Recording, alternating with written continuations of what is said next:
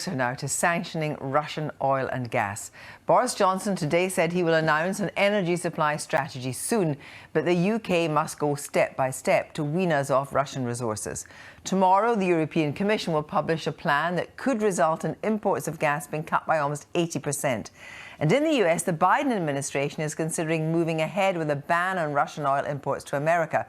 Well, with oil today jumping to its highest level for almost 14 years at $139 a barrel, what would be the long-term impact on our energy bills of standing up to Vladimir Putin?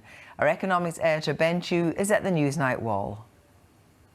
Yes, Kirsty, we've highlighted many times here on Newsnight how the Russian invasion of Ukraine is set to affect energy prices here in the UK. That all remains the case, and it's worsening as the prospect of a Western boycott of Russian oil and gas seems to be moving closer. The US Secretary of State, Antony Blinken, said it was under discussion with Europe on Sunday. And look what happened to UK wholesale gas prices today, this morning, in response to those words. They were up more than 50% in a matter of minutes. And the levels, well, this chart speaks for itself. We've simply never been there before. And here's what happened to the oil price. It shot up another 6% today to its highest since the record peak just before the 2008 global financial crisis. Now, those prices did recede when the German Chancellor Olaf Scholz talked down a European embargo in the afternoon. Yet make no mistake, even the possibility of such an embargo means still higher UK home energy bills and still higher petrol costs for households. The AA said today that UK petrol prices have now reached a record 155 pence per litre. And analysts are beginning to talk not just about the impact on energy, but wider economic spillover costs.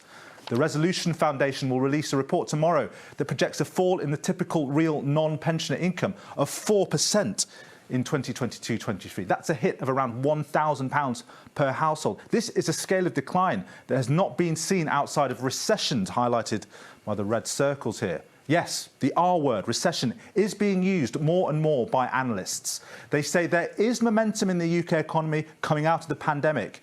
Yet, just like during the energy crisis of the 1970s, this new shock has the potential to derail consumer confidence entirely, rather than merely squeeze household living standards. If these energy prices continue for a protracted period of time, then I do think a recession becomes a very real possibility. It may not mathematically be a recession in 2022, but it certainly will feel like it.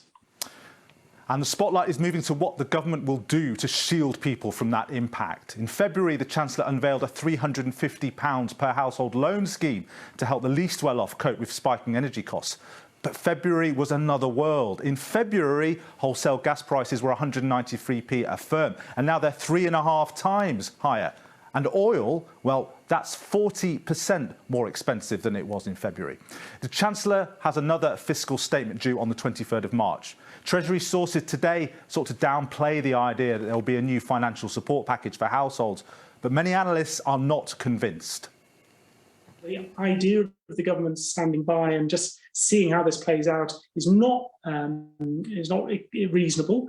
I actually expect we're going to see some quite considerable tax and spending changes in order to try and smooth this transition to households.